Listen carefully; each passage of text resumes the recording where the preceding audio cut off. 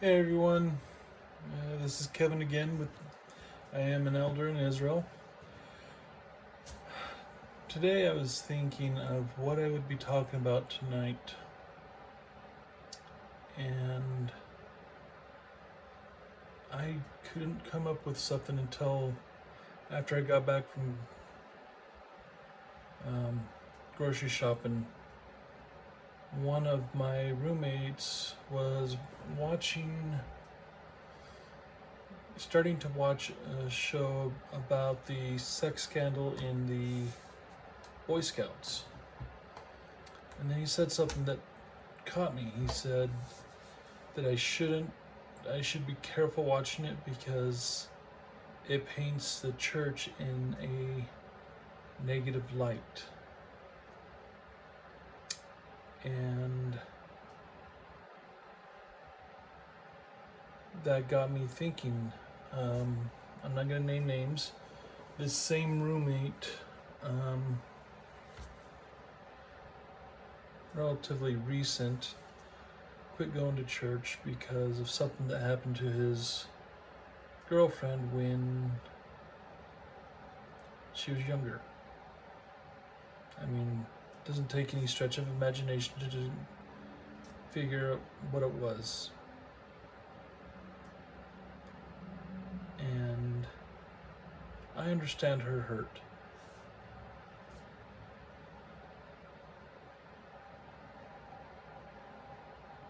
I mean, I know the church itself is not, the people in the church are not perfect. And that from time to time, we all make mistakes. And unfortunately, it will paint a negative light on the church itself. I myself have had some hurt in the church. I won't go into a lot of details, but at one time in one ward, I was pretty much ostracized from everyone.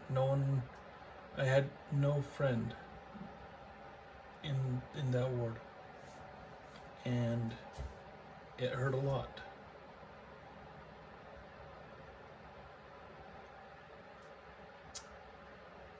And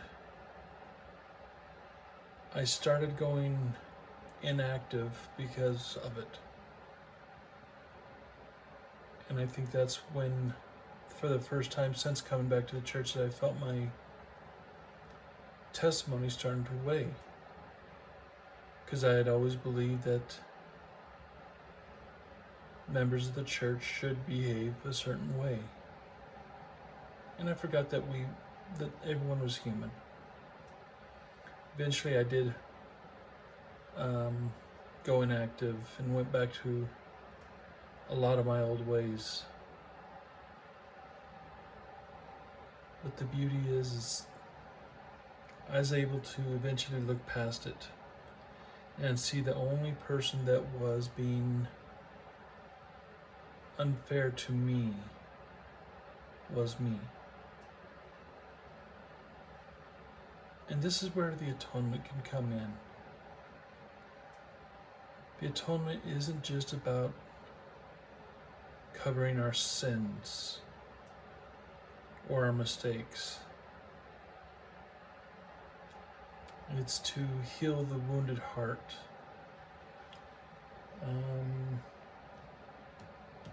As I've told you guys, I'm no scriptorian. I believe it's in Isaiah where it talks about how he will come to heal the wounded heart. And that's what he did.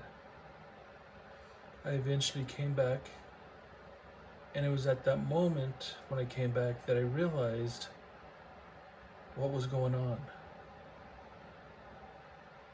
I was living on the testimonies of other people.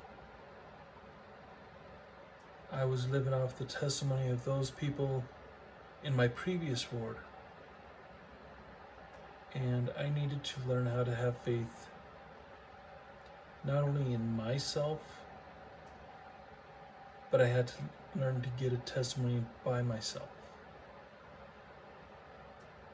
And so that's when I decided to start studying the scriptures more and determine once and for all if the church was true or if it wasn't.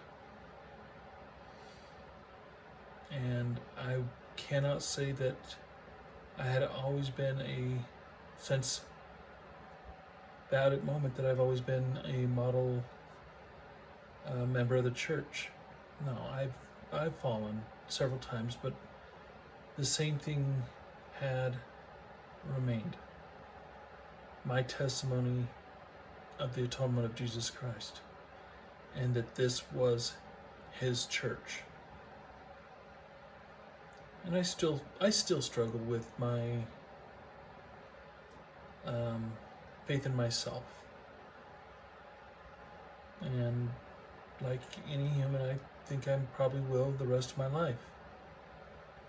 There's times that I act all confident and immovable in who I am.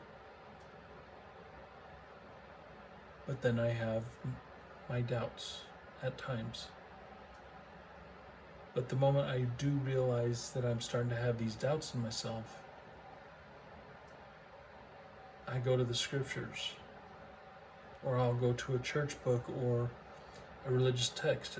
As you guys, either you do know or you don't know, is I love collecting religious books from all over. This is one of my books that I'm reading right now, the Nag Hammadi. It is quite an interesting read.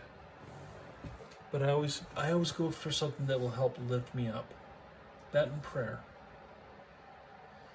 So no matter what is going on in your life, if you hit a spot where you start to doubt who you are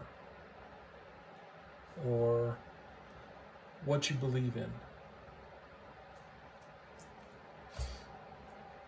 it reminds me of a saying I heard once. A man or woman is tallest when they are on bended knee.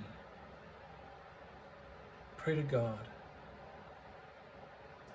Pray that he will heal your heart, that he will guide you, and do it full of heart.